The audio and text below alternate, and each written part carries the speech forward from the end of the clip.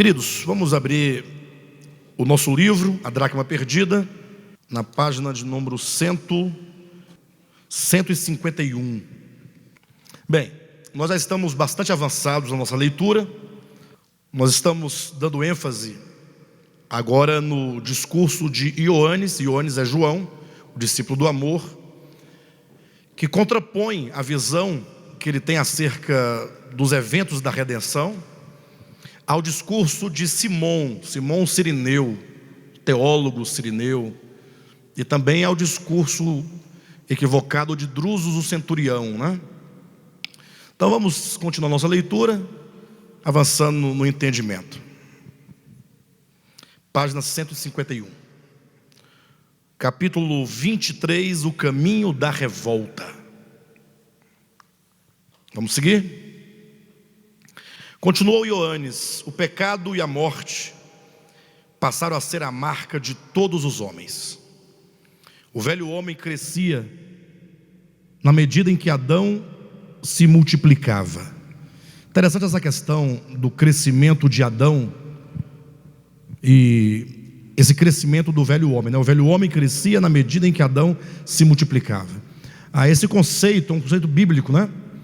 Por exemplo, quando nós lemos o Novo Testamento, você nunca vai encontrar, por exemplo, a expressão os novos homens. Plural não existe, é o novo homem, do qual todos os que creram em Cristo são parte, são membros deste novo homem. Portanto, o novo homem é um conceito coletivo, é um conceito de muitas pessoas que formam uma unidade, formam um novo homem.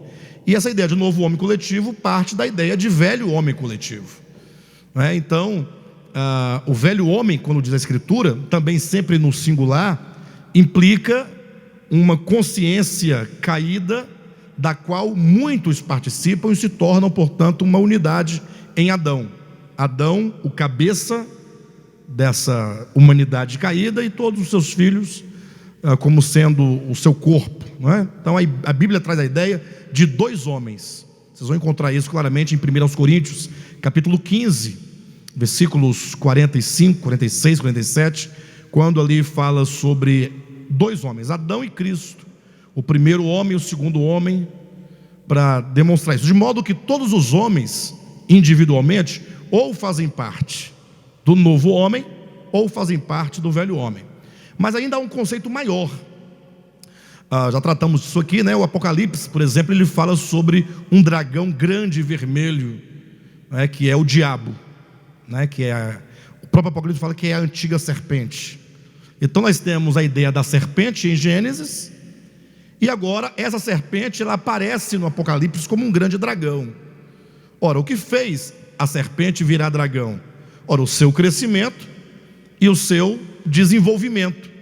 A serpente era um animal pequeno, entenda no sentido metafórico, que foi crescendo, se desenvolvendo, ao ponto de se tornar um grande dragão vermelho. Então, quando o Apocalipse, no capítulo 12, versículo 9, diz que o dragão é a antiga serpente, está dizendo que, ao longo de toda a história, aquela serpente inicial foi se desenvolvendo, ganhando corpo, até se tornar um grande dragão vermelho. Ok? Então, isso fala do desenvolvimento da consciência caída, chamada diabo. E aqui nós temos que instaurar um conceito paralelo ao tradicional. Tradicional fala o diabo enquanto um querubim caído, único e exclusivo. E a ninguém mais se costuma conferir esse título de diabo, não é?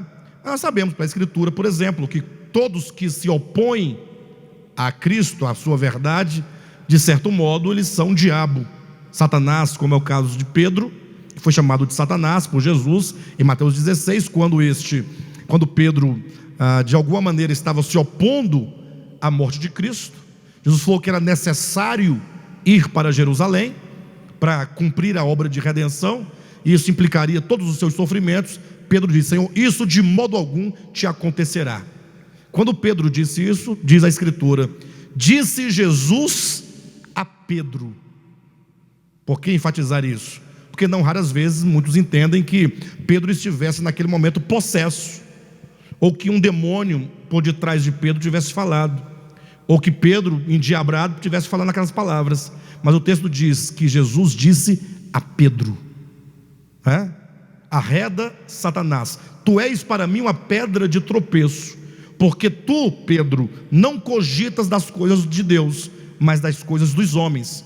Então, naquela circunstância, Pedro estava agindo como um adversário do propósito de Deus. E Judas, um acusador e um traidor, foi chamado por Jesus de diabo, de diabo. Lá no Evangelho de João nós vemos isso.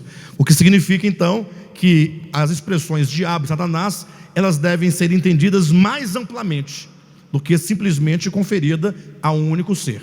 Não que não haja esse ser enquanto protótipo, enquanto pai, origem da mentira, do engano, mas que deve saber que todos que participam da mesma consciência e do mesmo sentimento que esse inimigo, esse arqui-inimigo inicial, esse protótipo que é o Lúcifer caído, juntamente com ele, eles constituem um grande dragão.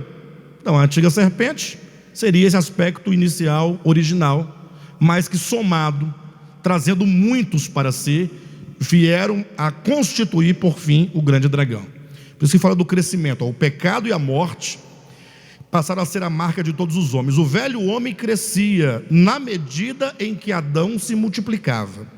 Caim, o segundo nome pedagógico depois de Adão, na construção da linhagem da serpente, prosseguiu dando continuidade à queda.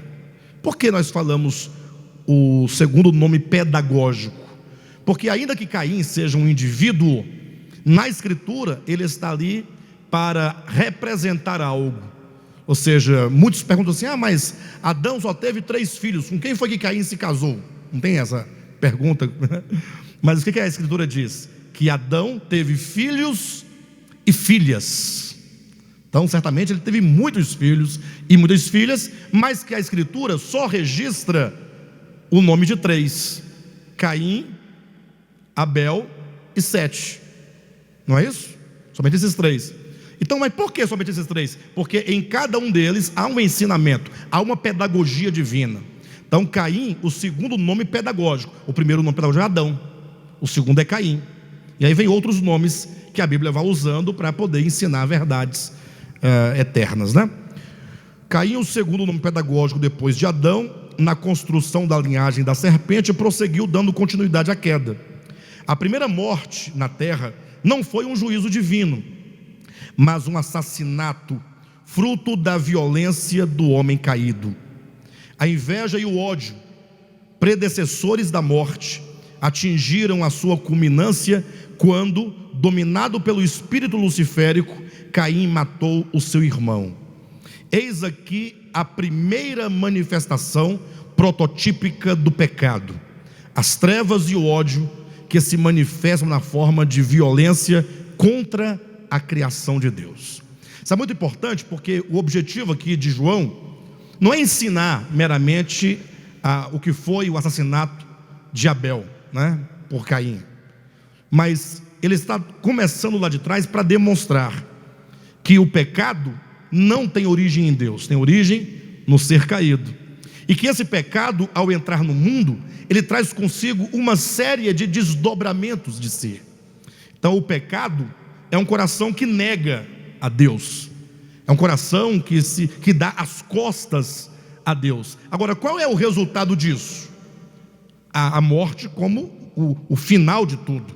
O pecado gera a morte. Entre o pecado e a morte há uma série de consequências trágicas, de misérias.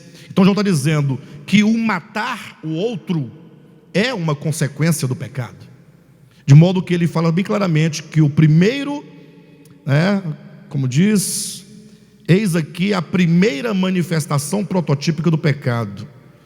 Ou seja, deixa eu voltar aqui, está aqui: a primeira morte na terra não foi um juízo divino, no sentido como geralmente se interpreta. Isso porque, vocês são testemunhas disso, em razão de uma leitura equivocada do Antigo Testamento, os cristãos de uma maneira geral, seja na linha teológica católica, seja na linha protestante, seja na evangélica, qualquer uma dessas linhas, geralmente se confere a Deus muitos homicídios, como se Deus fosse um homicida. Confere a Deus essa ação de matar com violência o outro, e aí eles argumentam dizendo que Deus tem esse direito, porque Deus é justo, né? E porque o homem pecou, então Deus vai lá e mata a pessoa, simplesmente manda decapitar, manda esquartejar, manda tocar fogo, manda apedrejar, uma série de situações. E João está dizendo, não, isso é uma manifestação do pecado. Toda forma de violência é manifestação do pecado, da natureza caída, de uma consciência caída, né? Então ele deixa claro dizendo, eis aqui a primeira manifestação prototípica do pecado, as trevas de ódio que se manifestam na forma de violência contra a criação de Deus. Por isso, não demorou para que essa mesma violência se voltasse contra o Criador. Então o pecado gera violência contra a criação de Deus e consequentemente contra o Criador. Enquanto Adão deu largada, assumindo a ilusão de ser semelhante ao Altíssimo, Caim retirou-se da sua presença. Como o filho pródigo do Evangelho, Caim afastou-se da presença do Senhor e foi habitar numa terra distante em Nod, ao oriente do Éden. É necessário ressaltar que o pecado, como a manifestação natural do ego, começa com a ilusão e prossegue para o abandono ao Criador. Este é ainda um estágio semiconsciente da queda, passível ainda de remissão. Se vocês observarem, quando Adão caiu, aquele era o primeiro estágio da queda, o estágio da ilusão. O Senhor foi lá e profetizou sobre ele o evangelho de salvação. Quando Caim se retira, ainda assim há uma palavra de salvação, há uma aliança. Deus coloca um selo em Caim para que ninguém lhe toque ou lhe tocasse. Então, nesse estágio de Caim, que é o estágio depois da ilusão, agora do abandono, do ir para uma terra distante, como o filho pródigo foi para uma terra distante, mas teve remissão. Até esse estágio ainda há remissão. O terceiro estágio, que é o estágio de Nirod, é o estágio da rebelião. Para esse estágio não há salvação. Mas eu sempre costumo dizer que não há salvação, não por conta de Deus. Nirod representa aqueles que pecam contra o Espírito Santo, pecado para o qual não há perdão nem neste mundo, nem no mundo vindouro. Mas o escritor aos Hebreus, ele deixa claro que não há perdão, não da parte de Deus, quando diz que aqueles que caíram porque mataram a Cristo, diz que é impossível outra vez restituir-lhes ao arrependimento, renová-los ao arrependimento. Então é muito claro, não é dito que é impossível que Deus lhes perdoe, é dito que é impossível que eles sejam trazidos de volta ao arrependimento. Ou seja, se Deus é amor, e Ele é amor, puro amor, então não se pode pensar absolutamente em nenhuma circunstância, em nenhum tempo, em que Deus negaria a qualquer uma de suas criaturas o seu perdão.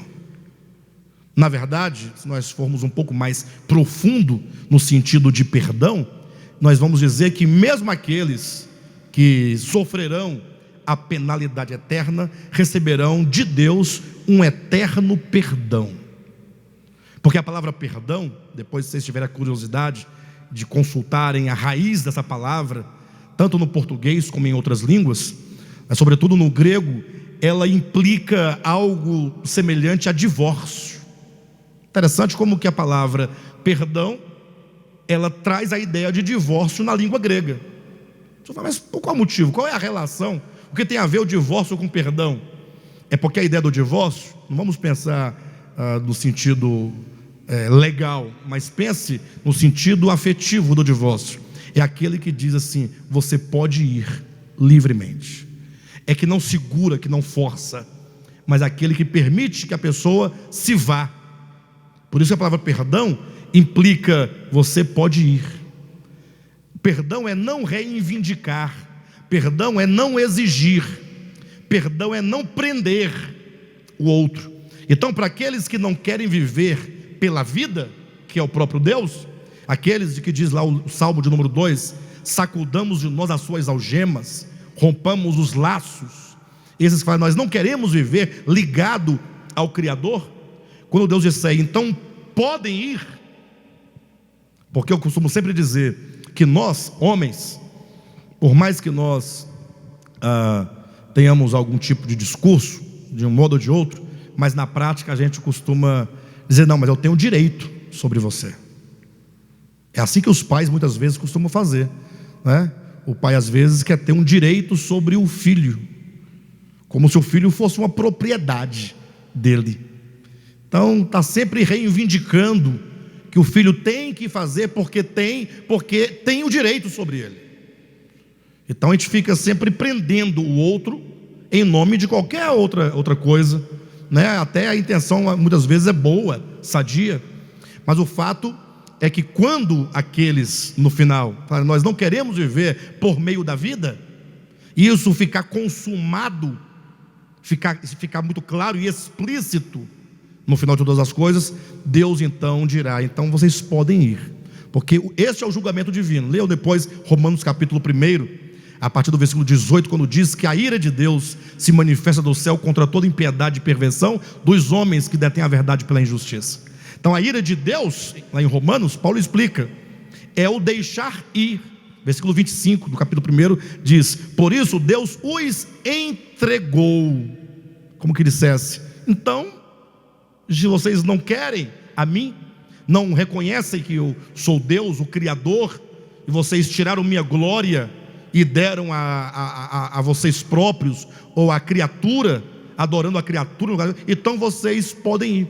Esse deixar ir é perdoar, é o que está implícito na palavra perdão, que traz a ideia de divórcio, é o deixar ir. Então o sofrimento da morte eterna é um deixar ir. O que Deus poderia fazer? Não, vocês vão me servir, vão, vocês são criaturas, eu criei vocês, eu tenho poder sobre vocês, eu tenho direito sobre vocês. Mas quando Deus diz, podem ir, então Ele não somente está exercendo o seu juízo passivo nesse sentido, permitindo que a criatura sofra a consequência da sua rebelião, como também é uma manifestação de perdão divino. Então, veja que a palavra perdão é muito mais ampla do que se pensa comumente, não é? Então diz assim, olha, por isso, página 152, não é? Não demorou para que essa mesma violência se voltasse contra o Criador. Desculpe-me. Terceiro parágrafo, não é o segundo. Isso. É necessário ressaltar que o pecado, como a manifestação natural do ego, começa com a ilusão e prossegue para o abandono ao Criador. Este é ainda um estágio semiconsciente da queda, passível ainda de remissão. O retorno do filho pródigo, nesse estágio, é ainda possível, pois o Pai lhe espera de braços abertos. Tudo está preparado, desde a fundação do mundo, para o retorno do filho. O cordeiro cevado, as vestes novas, as sandálias e o anel. Entretanto, o ódio manifestado por Caim foi se espalhando por toda parte, até que a terra se encheu de violência. Gênesis capítulo 6 diz que a terra estava cheia de violência, não mais podendo conter tanta transgressão à lei natural. Os céus se derramaram em água e um dilúvio inundou a terra. Moisés, com os olhos anuviados, toldados pelo véu da antiga aliança, entendeu posteriormente que era Deus que se derramava em ira sobre os homens. Os fenômenos naturais, como consequências inevitáveis do pecado, acabam por se tornar mitos, porque não comumente são conferidos aos deuses. Moisés não escapou a esse erro da infância. Sua interpretação acerca do dilúvio não passou de um entendimento pueril sobre o caráter de Deus, que não tem prazer na morte do ímpio. Certamente o profeta do Sinai não podia mesmo compreender o eterno. Como ministro da antiga aliança, não podia ver claramente senão juízo e imprecações. Julgava conhecer a Deus, ou julgava conhecer o Deus incognoscível, que ninguém nunca viu nem é capaz de ver. Não sabia, entretanto, que a revelação do verdadeiro Deus viria por meio de Jesus, cheio de graça e de verdade, o qual é a expressão exata do Pai. Tocamos aqui num ponto muito dramático, muito sensível, porque de certo modo nós estamos aqui fazendo uma certa crítica, não a Moisés, mas ao texto mosaico. A nossa crítica não é uma crítica gratuita, e muito menos uma suposição. Nós partimos do pressuposto de que a revelação de Deus à humanidade é uma revelação progressiva. A humanidade não poderia chegar ao conhecimento de Deus se não passasse por todos os estágios pedagógicos. Então, no caso, quando Moisés escreve o livro de Gênesis, onde se registra ali o dilúvio, a impressão que o leitor tem é que Deus falou: não, eu vou destruir porque eu estou irritado. Mas essa era a percepção de Moisés no seu tempo, e não podia ser de modo diferente, porque a própria Escritura diz que o tempo da lei, o tempo de Moisés, e os textos da lei e os textos de Moisés são textos, e era uma época rudimentar, era uma época elementar, em que não se podia ter uma percepção clara das coisas. Era o tempo das sombras, e a sombra, como já declaramos aqui outras vezes, ela, de certo modo, ela distorce um pouco a imagem. Um pouco não, distorce muito, né? Uma sombra nunca trará com clareza o objeto, até porque a própria treva, ela é a ausência de luz. A treva, como já dizemos outras vezes, é a ausência de uma luz que se projetou sobre o objeto, e porque a luz não pôde passar por dentro do objeto, logo em seguida ao objeto ficou a ausência de luz, que nós chamamos de sombra. Continuando, diz assim: sabemos que o Filho de Deus é vindo, e que nos tem dado entendimento para conhecermos o verdadeiro. É pois na face de Cristo, este que hoje pende na cruz diante de vossos olhos, que conhecemos a glória de Deus. A lei do Sinai, trazida por Moisés, não foi dada senão para mostrar o pecado, razão porque ela é o ministério da condenação e da morte. No Filho, todavia, de quem recebemos o ministério da reconciliação, podemos conhecer o Pai. Quem vê o Pai, vê o Filho. Na verdade, essa oração está invertida, tá, amados? É quem vê o Filho, vê o Pai. Então, houve um pequeno equívoco aí na hora de escrever, só vocês entenderem que é o inverso. Quem vê o Filho, vê o Pai. Por isso, não penseis que hoje o amor contradiz a própria natureza.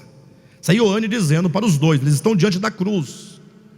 Então ele falando assim: olha, por isso não penseis que hoje o amor contradiz a própria natureza. Aquele que não se ressente do mal não está irado, como porventura estáis pensando. Há ou não há um pensamento tradicional que quando Cristo estava morrendo na cruz, o Pai estava irado? É um pensamento tradicional. Havia uma ira que só pôde ser aplacada, segundo o pensamento tradicional, com a morte de Cristo. Seria mais ou menos a ideia dos deuses gregos, né? Quando vinha uma praga, uma peste sobre o povo, aí logo o oráculo dizia: olha, os deuses estão zangados com vocês por algum motivo, alguma razão, e então vocês, para aplacarem a ira dos deuses, precisam oferecer um hecatombe, um sacrifício de 100 cabeças de gado. Aí quando aquele sacrifício era realizado, que o sangue corria, diz que os deuses ficavam apaziguados. Então essa ideia não escapou ao judaísmo, e o cristianismo tomou disso, do judaísmo, para pensar a questão da redenção do homem. Então João está dizendo: não, Deus não está irado. Tem essa ideia mesmo, enquanto que no texto de Paulo diz que Deus estava em Cristo reconciliando consigo o mundo, Bem, de todo modo, o grande problema é que também que as pessoas entendem equivocadamente a ideia de juízo divino. Que há juízo divino, não há dúvida, porque Jesus ensinou, os apóstolos ensinaram. Não estamos falando de Moisés, estamos falando do Novo Testamento. Entretanto, o modo como se concebe o juízo divino é que vai definir todas as coisas. Quando nós falamos de justiça, de juízo, de vingança, de ira, são todos os termos que a Bíblia usa se referindo a Deus, logo nós pensamos do ponto de vista humano. A ira humana é que é raiva, que é odiosa. A ira divina não pode ser Porque Deus é amor. O amor não se ressente do mal. A pessoa, Deus ressentido do mal, Deus chateado com Aldair, porque Aldair fez algo que lhe desagradou. Isso foge de toda concepção, até porque Deus, antes de criar todo o mundo, o universo, já conhecia o Aldair, já sabia das fraquezas, das fragilidades. Deus não pode ser pego de surpresa. A raiva é algo que surge no coração quando alguma coisa lhe vem ao entendimento, ao conhecimento, que frustra de alguma maneira a sua expectativa. E Deus não tem expectativa, Deus não tem frustração, né? Enfim, vamos prosseguir. Por isso não pensais que hoje o amor contradiz a própria natureza. Aquele que não se ressente do mal não está irado, como porventura estáis pensando. Pelo contrário, neste momento, Deus está em Cristo reconciliando consigo o mundo. Os vossos líderes, ó Simão, não puderam compreender a mensagem do Cristo, nem estão aptos a apreendê-la, porque são discípulos de Moisés. Certa vez, lembro-me de terem levado a Cristo uma mulher pega no flagrante ato de adultério.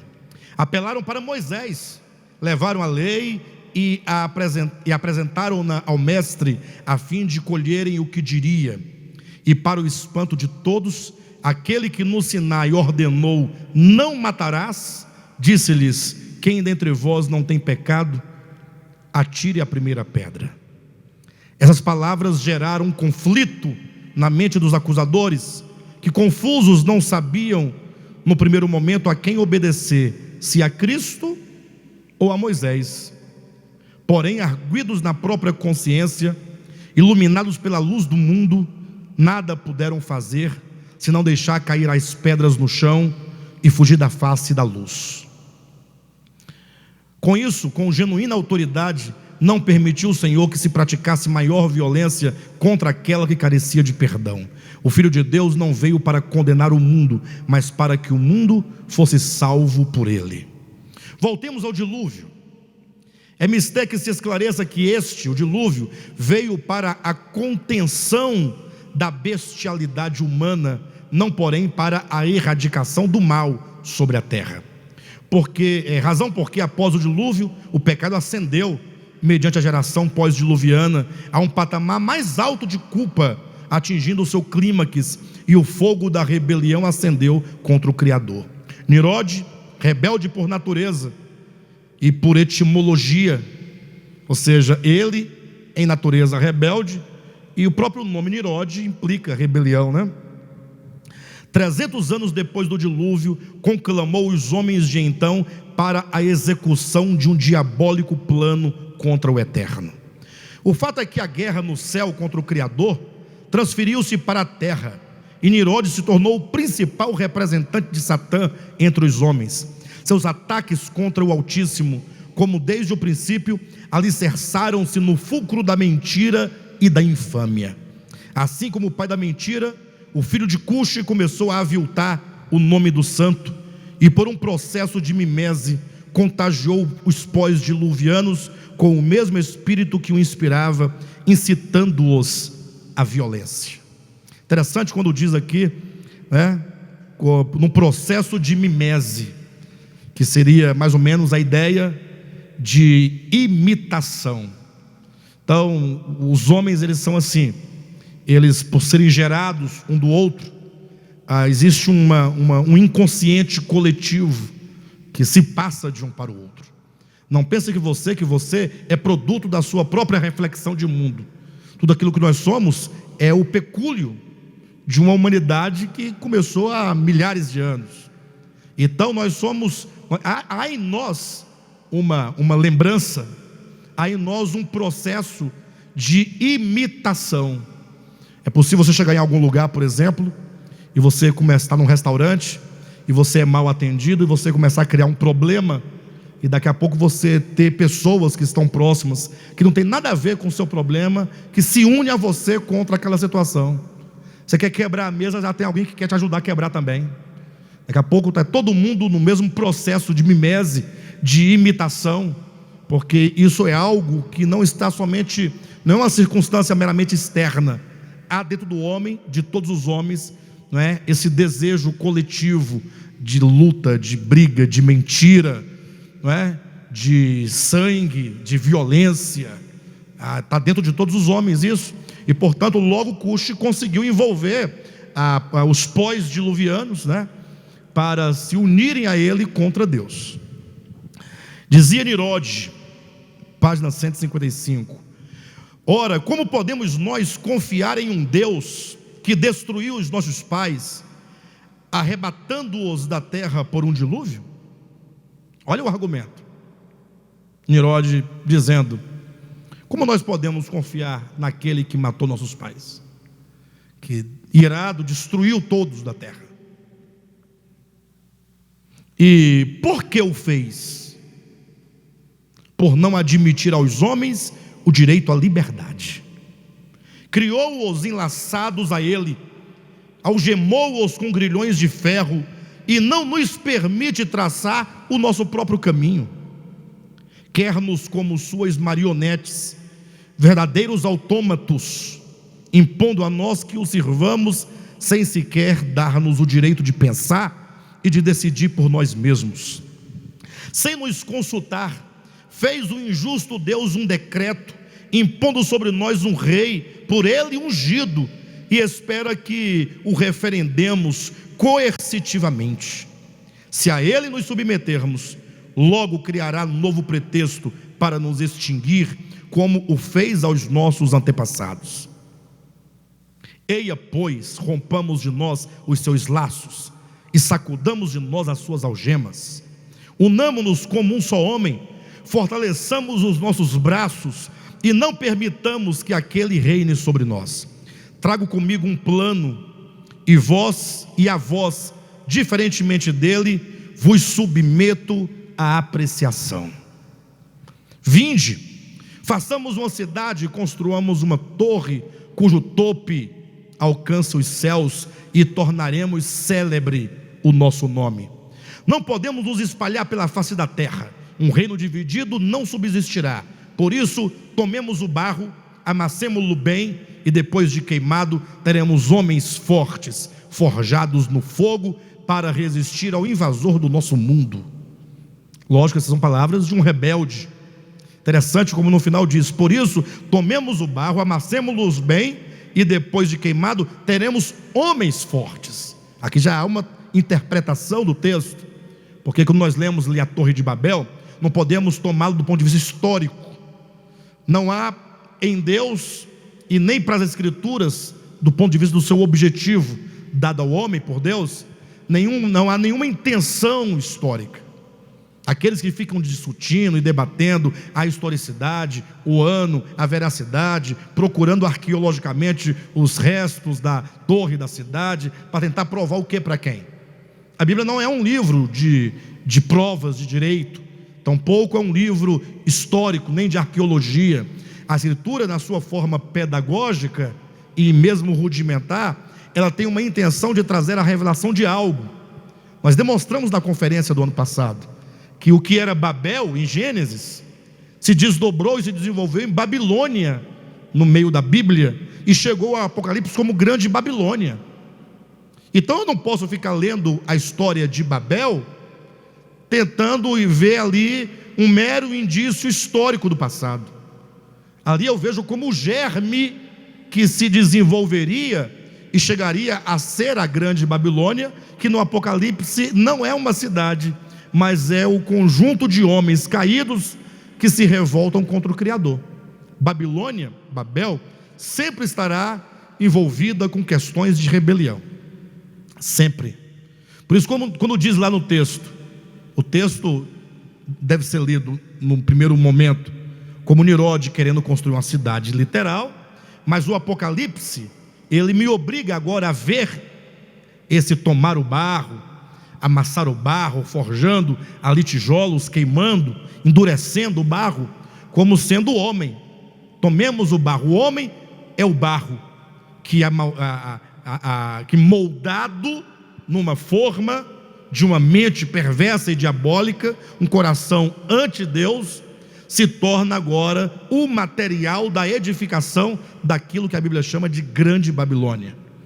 Quando Paulo diz: não vos conformeis a este século, Ele está dizendo exatamente isso, que esse século no qual vivemos, ele tem essa função de moldar mentes e corações humanos. Não vos conformeis, não é você ficar inconformado. Estou inconformado com a vida, né? Não é esse sentido. Não vos conformeis, não vos moldeis a este século. Não deixe que esse século te constitua a sua mente, com as suas ideologias, com as suas filosofias, com seus pontos de vista, né? Com a sua religião, com a sua incredulidade. Não permita isso. Então aqui está falando exatamente disso, que Nirode estava propondo a formação de um grande exército para se opor a Deus. Ora vede, continuou Ioannes, esse foi o início de Babilônia, inimiga de Deus e dos homens, aquela que nos últimos dias será a grande Babilônia. Trata-se do conluio do império das trevas com os homens caídos, os quais, uma vez rebelados contra o Criador, não mais têm chance de salvação. Não que o amor do Eterno se esgotasse, ou se exasperasse, ou se ressentisse do mal, ou não fosse capaz de tudo sofrer, de tudo suportar, de tudo crer, de tudo esperar, mas por causa do seu terno coração, não invade, nem tampouco invalida o atributo volitivo dado aos homens dotados de razão. Estes é que se iludiram quanto a si mesmos, deixaram o manancial de águas vivas, cavaram para si cisternas rotas e se rebelaram definitivamente contra o autor da vida. O seu fim será a morte eterna. Quando estiverem sendo banidos da vida, centrifugados pela força gravitacional do pecado, na sua mais absoluta prepotência, as mãos do clemente Deus continuarão estendidas, e sua voz sussurrando lhes dirá: quantas vezes quis eu ajuntar-vos debaixo de minhas asas, como a galinha faz aos seus pintinhos, mas vós não o quisestes. A rebelião nirodiana, o estágio consciente da queda, o único pecado para o qual não há perdão, o pecado contra o Espírito Santo, é de fato a marca sobre a testa ou sobre a mão direita de todos os que sofrerão a segunda morte no lago de fogo, a saber, a morte eterna. Esses não resistirão ao julgamento do amor, baseado nos 2 grandes mandamentos, pois não acolheram o amor da verdade para serem salvos. Tiveram sempre diante de seus olhos o conhecimento de Deus, por meio das coisas criadas, as quais revelam os atributos divinos, assim como o seu eterno poder e a sua própria divindade. Mesmo assim, não renderam glória ao Criador. Antes viveram como nécios, alheios à vida de Deus, tornaram-se loucos e detiveram a verdade pela injustiça. Não deram ouvidos à voz do compassivo em suas consciências, e por desprezarem o verdadeiro, fizeram deuses a si mesmos e outros deuses de toda espécie para si. Por isso Deus os entregou, deixando-os à mercê de suas próprias concupiscências, desatando os laços e abrindo as algemas. O julgamento de Deus, nesse sentido, ocorre em plena passividade, permitindo que as trágicas consequências do pecado atinjam o homem. De fato, Deus os entregou a si mesmos. Essa expressão é interessante, Deus os entregou a si mesmos. A ideia é mais ou menos assim: Deus, Ele é todo poderoso, Ele pode todas as coisas. Alguém aqui já se perguntou, ou já foi questionado por alguém, dizendo assim: por que Deus não resolve o problema da injustiça do homem? Ele não é todo poderoso? Sim ou não? Ele poderia resolver o problema da humanidade num estalar de dedos. Por que Ele não o faz? Porque Deus, quando criou o homem, Deus deu ao homem a faculdade da vontade. Os animais não têm vontade, eles têm instinto. O homem tem vontade, o homem tem discernimento, o homem tem liberdade de escolha, não é? Em razão disso, os homens se afastam de Deus, e esse afastamento traz para si uma série de consequências. Deus tem, na verdade, o poder fala, não, o homem não cairá nesse buraco, vou tirá-lo daqui. Mas se ele assim o fizesse, ele estaria indo contra o princípio da liberdade. Seria mais ou menos assim, Deus diz assim, olha, vocês são criados livres, mas quando eu vir que algo vai acontecer, eu não permito, eu tiro a tua liberdade de caminhar para a morte. Então ocorre que quando diz juízo passivo, o juízo acontece em plena passividade, seria assim, Deus tendo o poder para impedir o mal, Ele não impede. O deixar que o mal recaia sobre o homem, como consequência do seu próprio ato, é o juízo divino. Porque se ele não deixasse, o homem não sofreria. Se ele permite, então de certo modo atribui-se a ele esse juízo. Só que não é juízo ele jogando flecha no homem, é ele dizendo, quantas vezes eu tentei acolher vocês, vocês não quiseram. Lembram lá desse texto lá de Mateus 23, indo para o 24, quando Jesus chora sobre a cidade de Jerusalém. Aquele choro não é falso. Aquele choro é como dizer assim, olha, eu fiz de tudo, mas uma coisa eu não posso fazer, impedir que vocês sigam o caminho de vocês. Então eu só posso lamentar. E desde agora ele profetiza o juízo, essa casa ficará deserta e não ficará aqui pedra sobre pedra. Então eu estou vendo o juízo e permitindo que o juízo aconteça. Isso é juízo divino. Então, continuando, último parágrafo da página 157, o julgamento de Deus nesse sentido ocorre em plena passividade, permitindo que as trágicas consequências do pecado atinjam o homem. De fato, Deus os entregou a si mesmos. Por isso o amor tudo sofre, até mesmo a perda daqueles que foram criados para a sua glória. Sabe que a palavra perda tem a mesma raiz de perdão, né? Está vendo? Por isso o amor tudo sofre, até mesmo a perda daqueles que foram criados para a sua glória, e sem nada poder fazer, não por falta de onipotência ou soberania, mas restrito pela força do amor, pois Deus não pode negar a si mesmo, apenas faz como naquele dia em Betânia, quando ao ressuscitar Lázaro, chorou por aqueles que não criam nele. Desde Babel, mesmo tendo o Senhor espalhado os homens sobre a face da terra, o mal não se conteve, antes prosperou por todos os rincões do planeta. Os pós-diluvianos, não raras vezes, e mesmo os descendentes de Abraão, foram, posto que fossem a nação eleita de Deus sobre a terra, não somente se iludiram, como se afastaram da presença de Deus. E entre estes e aqueles, sempre houve quem chegasse ao último estágio de rebelião, resistindo ao Criador, como fez Nimrod, o valente caçador que encarava a Deus face a face. O mundo jaz no maligno, o mundo que não ama a Deus e que hoje dispara contra o Criador na cruz suas penúltimas armas. Vinde comigo e eu lhes farei entender como chegamos ao dia de hoje. Página 159, capítulo 24, a vinha, os vinhateiros e a usurpação. O que o João está dizendo, fazendo uma retrospectiva, desde a queda até chegarem à cruz.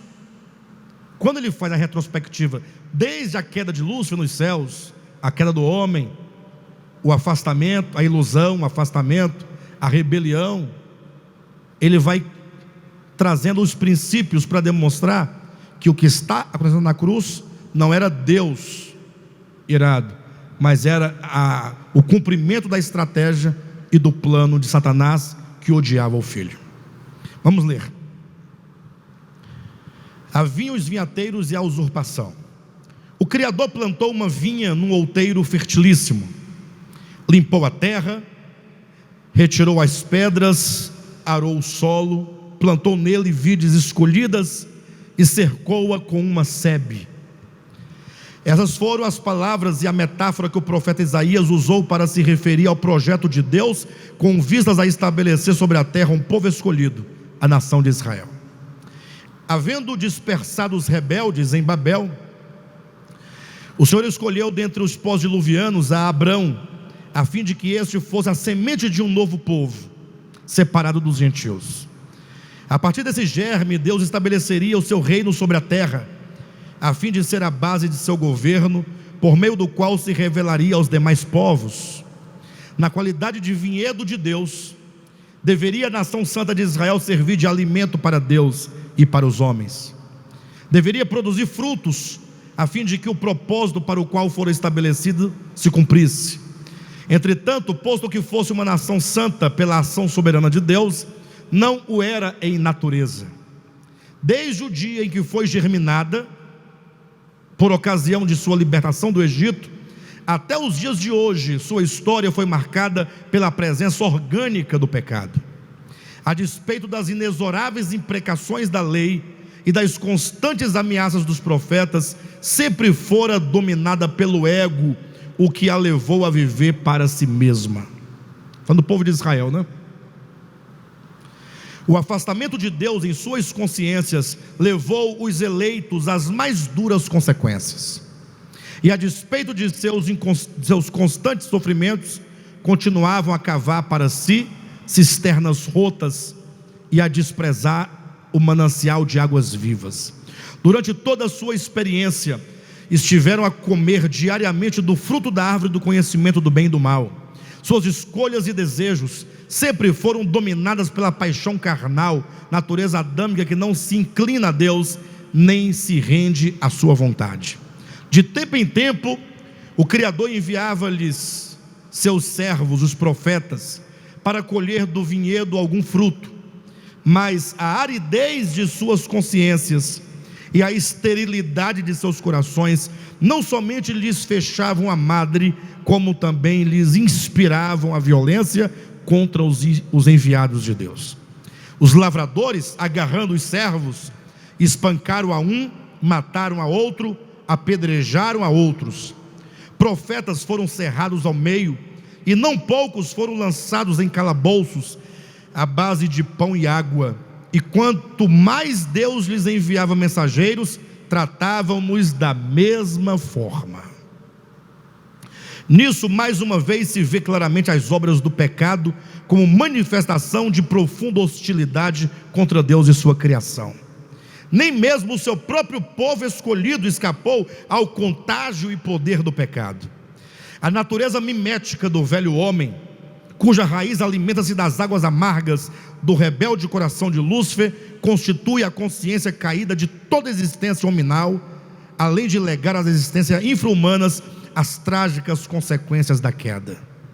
Porque o homem fora criado com o fim de dominar sobre todas as coisas, as consequências de seu pecado recaíram sobre todos os seres a ele subordinados. De sorte que as marcas prevalecentes e dominantes em toda a criação são a maldade, a selvageria, a crueldade, a bestialidade, a ferocidade, que se impõem reciprocamente de uns sobre os outros em todos os domínios, tanto hominal quanto animal. O que João está dizendo e tentando demonstrar é que o pecado, onde quer que ele se instaure, ele vai gerar toda sorte de violência. Começando lá atrás, falou como Caim cometeu violência contra Abel. Agora está dizendo que o povo de Israel, e naquela parábola que Cristo conta em Mateus capítulo 20, matavam os profetas que Deus enviava. Essa violência cometida era o pecado agindo neles.